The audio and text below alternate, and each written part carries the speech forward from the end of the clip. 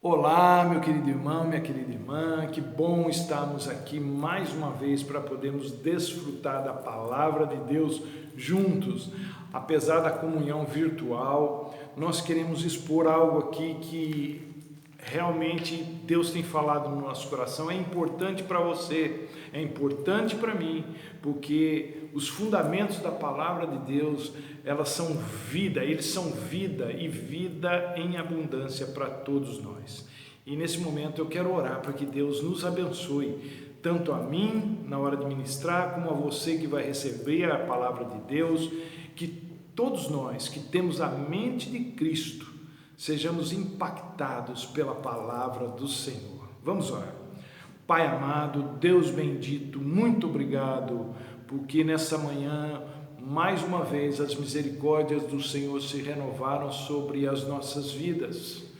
Isso significa que nós temos novas oportunidades. Isso significa que o Senhor nos deu uma nova chance de nos prostrarmos diante do Senhor, de adorarmos o seu nome, de vivermos para a sua glória, como fomos criados para fazê-lo.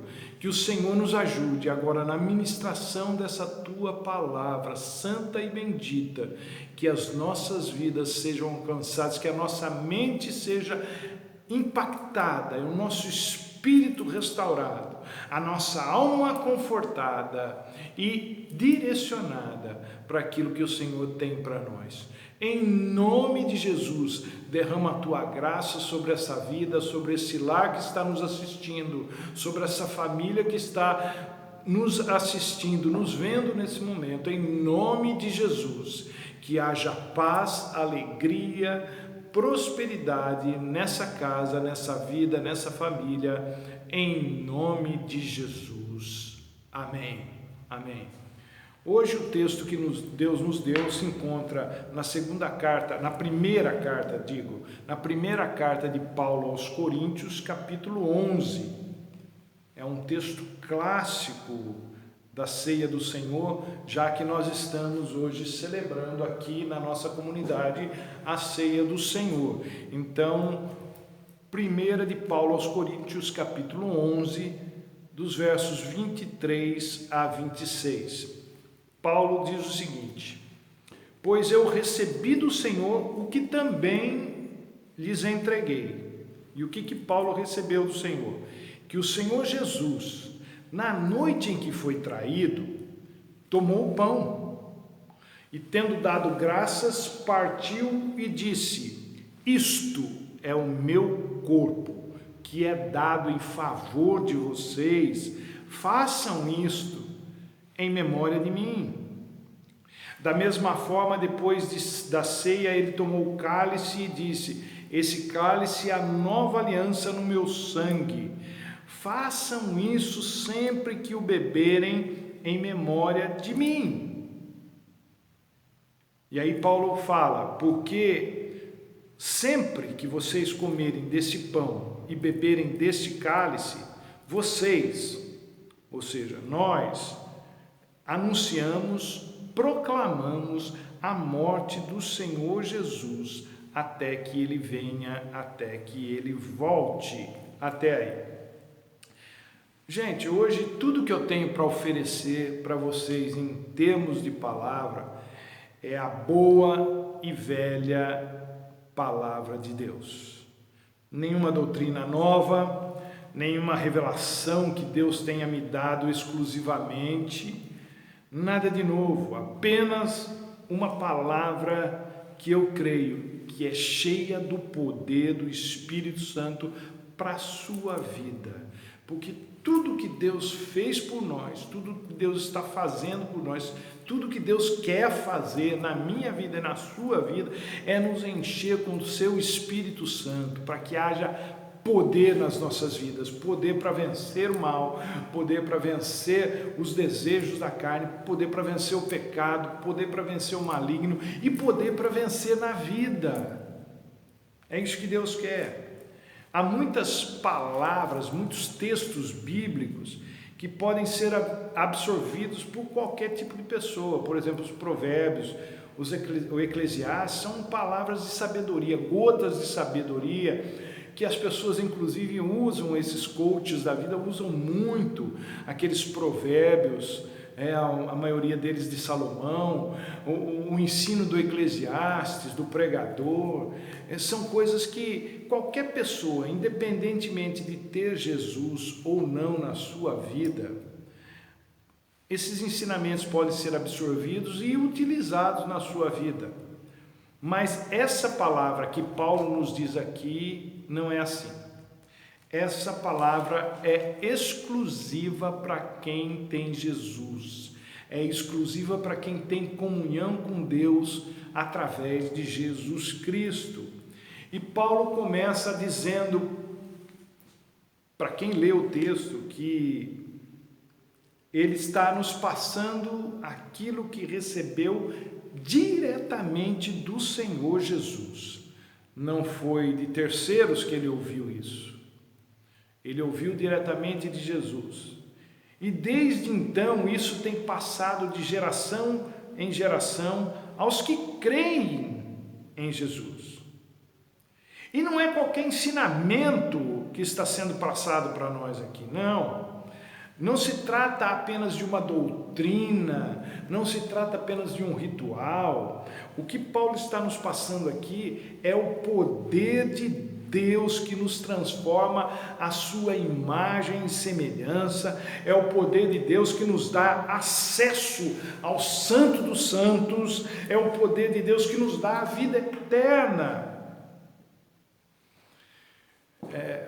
Eu acho muito interessante quando uma criança nasce. Eu acho que eu até sou um pouco insensível com relação a isso, talvez pelo fato de não ter tido filho, mas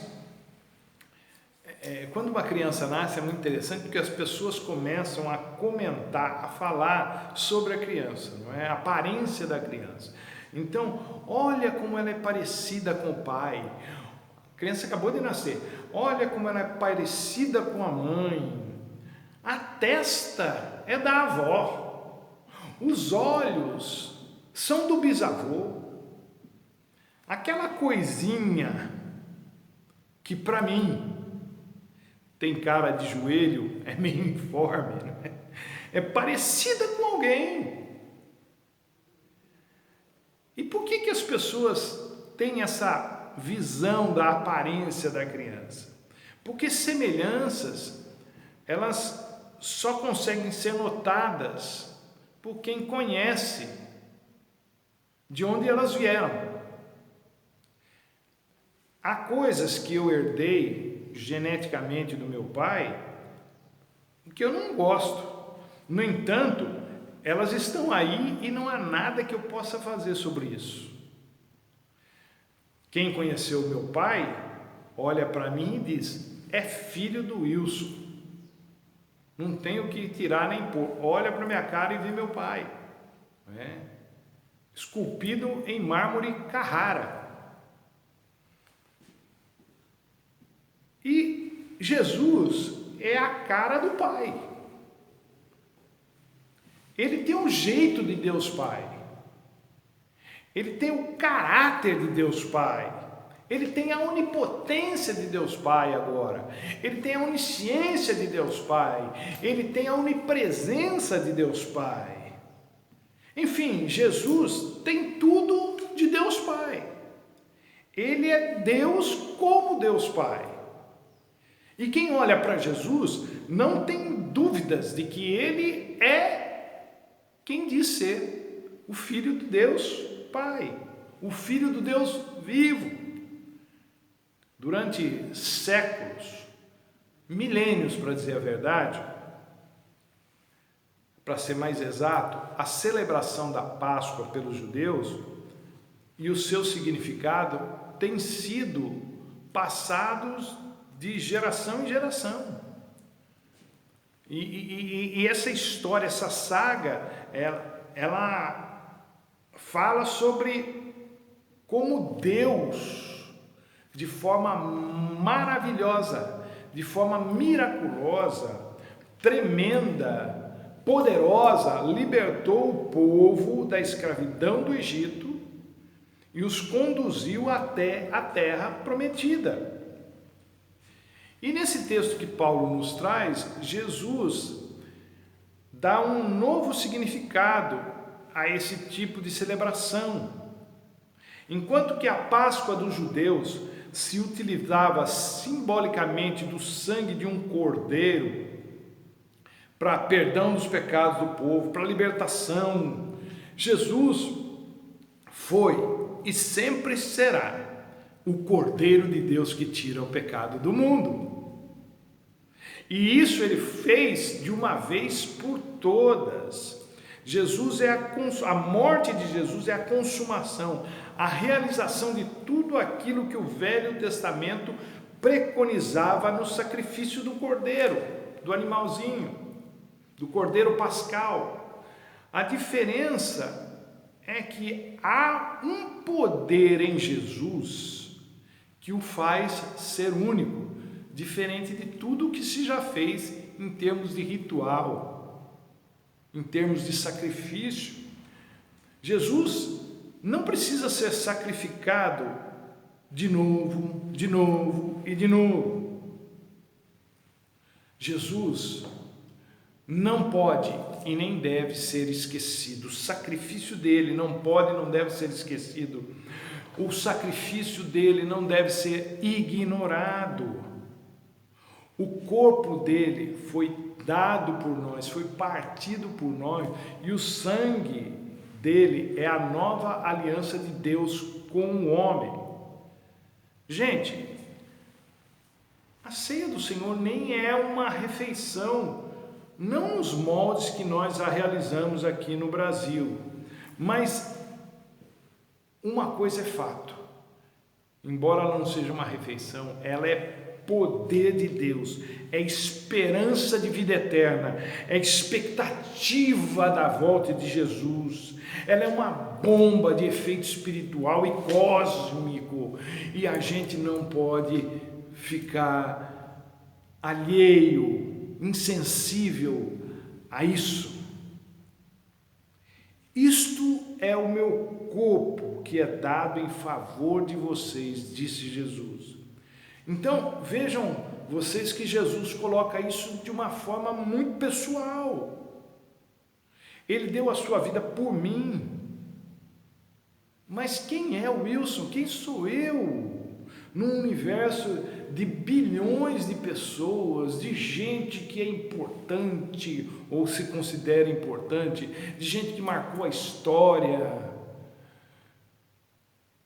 Quem sou eu para Jesus ter morrido por mim?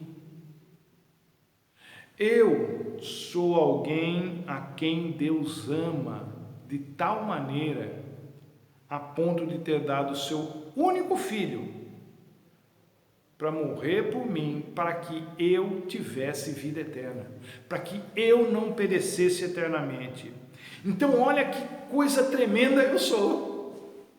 Você também, você que tem Jesus na sua vida, você e eu, cada um de nós, importamos para Deus. Há todo tipo de poder no que Jesus fez por nós. Poder do perdão, poder da transformação, a imagem e semelhança de Deus, poder da vida eterna, poder do Espírito Santo, poder para viver uma vida totalmente nova e abençoada para cada um de nós, porque o que Jesus fez foi pessoal, foi dele para mim, foi dele para você. Quando Jesus fez o que fez, ele estava pensando especificamente em mim, pensando especificamente em você. É por isso que a gente canta aquela música do Asaf, não é? Que eu sei que foi pago um alto preço. Ele estava pensando em mim, ele estava pensando em ti, ele estava pensando em nós, em cada um de nós. Não na baseada, não numa multidão sem rosto, sem identidade. Não, ele estava pensando em mim, no Wilson, ele estava pensando em você, no José, na Maria, no Pedro, no Paulo, na Kátia, seja lá qual for o teu nome, ele estava pensando em você especificamente. E aí você pode pensar assim, mas como isso é possível, pastor? Não se esqueça que ele é Deus e não tem as limitações que nós temos. Onisciência, lembram-se? E Paulo vai dizendo mais coisa. Ele diz que quando a gente participa da ceia do Senhor, estamos anunciando a morte do Senhor até que Ele volte, até que Ele venha. Eu sei que para muita gente a ceia do Senhor é mais um ritual, ou não tão importante, ou tem uma conotação assim meio que soturna, meio melancólica, meio sombria, porque tem a ver com morte, tem também a ver com pecado, essas coisas não são muito agradáveis, mas não é este o propósito da ceia.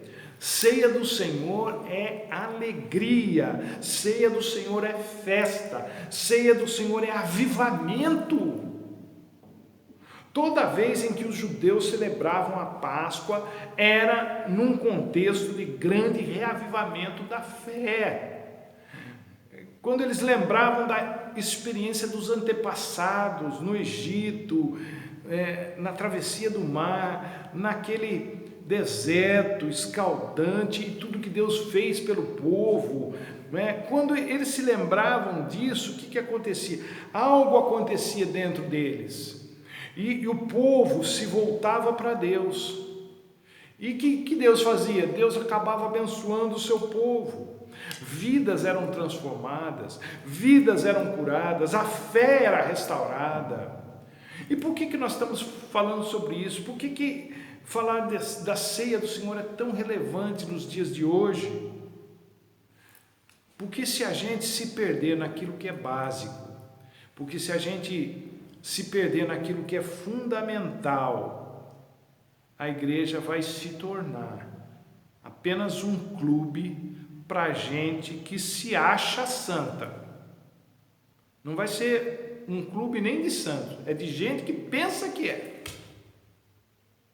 E clube a gente frequenta quando quer. Clube a gente frequenta se tiver vontade. Clube a gente frequenta quando tem alguma coisa que nos interessa. Clube, na verdade, não produz nenhuma transformação na vida dos seus sócios. Clube existe para entretenimento dos sócios. Igreja não. Jesus não criou a igreja para entretenimento das pessoas. Não é um lugar para a gente, não é uma comunhão para a gente se sentir bem, vamos dizer assim, em certo sentido. Jesus criou a igreja, e ele diz isso lá em Mateus, para que ela, a igreja, arrebentasse as portas do inferno, invadisse o inferno, tirasse as almas de lá, para que Deus as transportasse para o reino do Filho do seu amor. Igreja não é clube. Igreja é a comunhão de pessoas que foram alcançadas pela graça de Deus e que reconheceram o senhorio de Jesus Cristo nas suas vidas, que foram lavadas pelo sangue de Jesus, seladas pelo Espírito Santo e que se reúnem para celebrar a vida eterna que receberam de Deus, que se reúnem para comungarem a fé, a esperança e o amor que receberam de Deus, que se reúnem para manterem vivo o sacrifício de Jesus na cruz do Calvário por toda a humanidade, que se reúne ao grupo de pessoas que se reúne para serem abençoadas pelo Deus que ordena a bênção e a vida para sempre na comunhão dos santos. De sorte que não deveríamos ser menos fervorosos hoje do que já fomos um dia. De sorte que não deveríamos querer menos a comunhão do que já quisemos um dia. O Espírito Santo ele não é como esses esteticistas que a gente tem visto aí pela televisão, né? Pessoas que se metem a fazer procedimentos que não têm nem conhecimento de causa, nem foram instruídos, nem fizeram cursos para isso. Está cheio de gente que se compromete ou promete coisas que não é capaz de fazer. O Espírito Santo não é como esses esteticistas fajutos que existem por aí. Ele transforma a gente de dentro para fora, e de um jeito que se reflete até no corpo. É por isso que lá em Provérbios 15:13 vai dizer que um coração alegre aformoseia o rosto. E quem é que tem um coração alegre, senão alguém que já foi tocado pela graça salvadora de Deus? Ninguém poderia ou deveria ter um rosto mais alegre do que alguém que foi tocado pela graça salvadora de Deus. Há poder no sangue de Jesus, sim, senhores. E não são apenas palavras do hino que a gente canta. A ceia do Senhor, a ceia, foi instituída por Jesus justamente para que nós não nos esquecêssemos disso, de que há poder na comunhão, no partir do pão, no cálice da nova aliança, porque a ceia é muito mais do que um memorial. Há um elemento místico na ceia, sim, senhores. A presença de Deus está aqui. Não nos elementos, mas na comunhão dos santos. O Espírito Santo está em nós e entre nós. É algo para a gente se lembrar do que Jesus fez e, ao mesmo tempo que somos lembrados, sermos impactados pela grandiosidade disso. E Paulo diz o seguinte aqui: toda vez que vocês fizerem isso, vocês estarão anunciando, proclamando aos quatro ventos, ao mundo espiritual, a quem quiser, a quem estiver vendo vocês fazerem isso. Vocês estarão proclamando a morte de Jesus até que ele volte. Tem muita coisa que a gente fala e esquece, porque são coisas de só menos importância, são bobagens. Mas quando se trata da morte de alguém no lugar de uma outra pessoa, é uma outra história. Jesus é mais do que um simples alguém. Jesus é mais do que um mártir, porque os mártires, eles morrem por suas causas, mas Jesus morreu pela nossa causa, por nossa causa. Ele levou sobre si o nosso pecado. Ele que não conheceu o pecado, aquele que não conheceu o pecado, se fez pecado por nós, diz o próprio Paulo na segunda carta aos Coríntios, capítulo 5, verso 21. A coisa é tão séria, é tão pesada, é tão forte, que somente o próprio Deus poderia suportar essa carga. E não dá para a gente ignorar uma coisa dessa, não dá para a gente se esquecer de uma coisa dessa. É por isso que a ceia é tão importante, gente. Ela nos traz à memória aquilo que nos deu salvação, aquilo que nos livrou de uma existência longe de Deus. A ceia é para nos fazer lembrar do que Jesus sofreu para que estivéssemos aqui hoje e para que a gente saiba que daqui a gente vai para outro lugar, para onde Jesus está. Tudo na vida tem um preço. O preço da nossa salvação foi a morte de Jesus Cristo, que Paulo diz aqui que devemos anunciar até que ele venha. Por quê? Porque isso é algo que só Jesus poderia ter feito. Eu amo muita gente. Talvez você que esteja me assistindo seja uma das pessoas a quem eu amo porque conheço, né? Talvez você não conheça, mas eu amo muita gente que eu conheço. Mas, desculpa aí, com certeza eu não morreria por você, a não ser numa situação de extrema praticidade, vamos dizer assim, ou necessidade em que eu não tivesse outro jeito. Até porque de nada adiantaria eu, em termos de perdão dos pecados e de eternidade, eu morrer por você. O meu sangue não vale nada nesse sentido. Mas o sangue de Jesus, o sangue de Jesus, você não tem noção. Eu não sei nem se tem alguém que tenha real noção do poder que há no sangue de Jesus.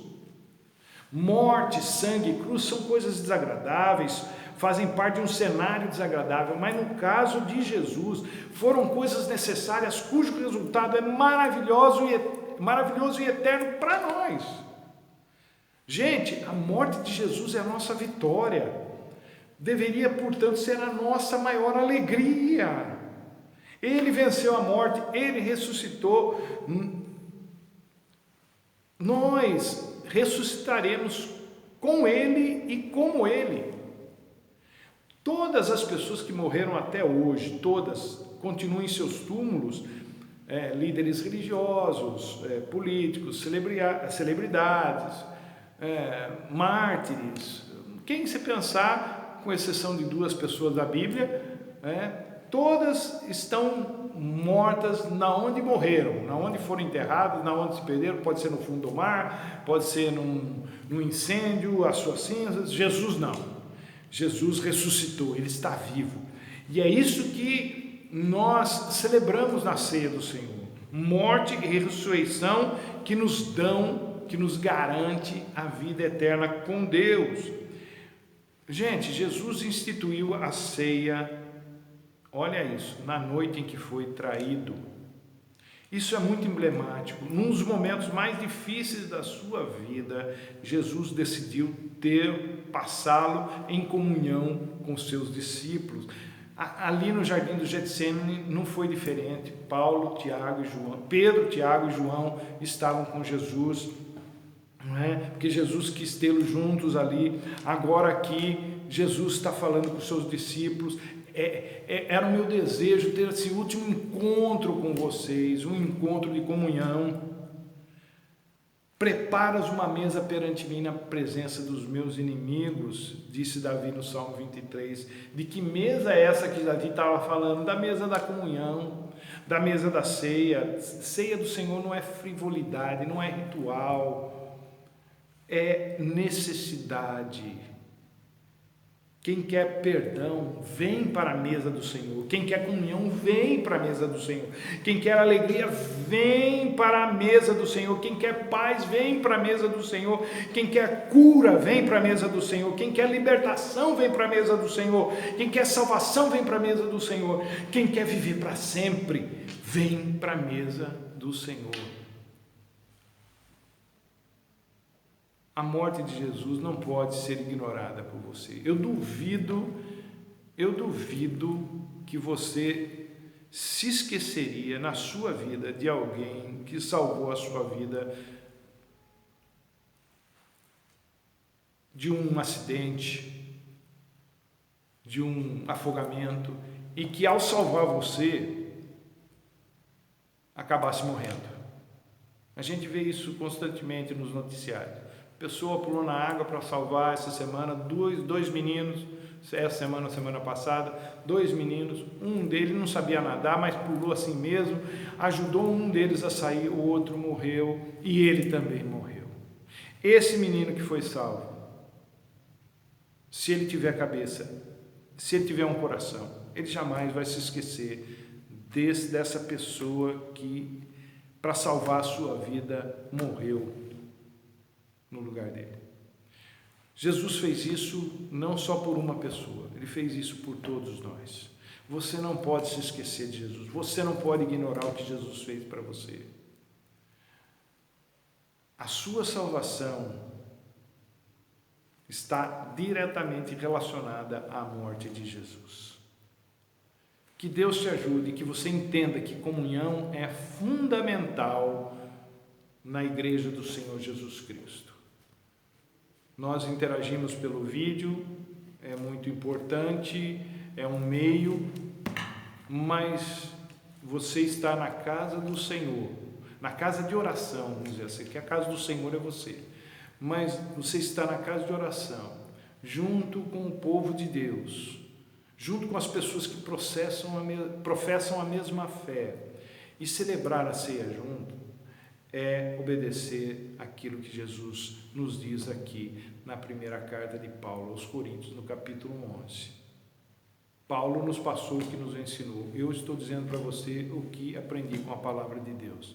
Que Deus te abençoe, que Deus faça com que a sua mente absorva essa palavra e você entenda como você é importante para Deus e para a família de Deus. Até a próxima, se Deus assim nos permitir.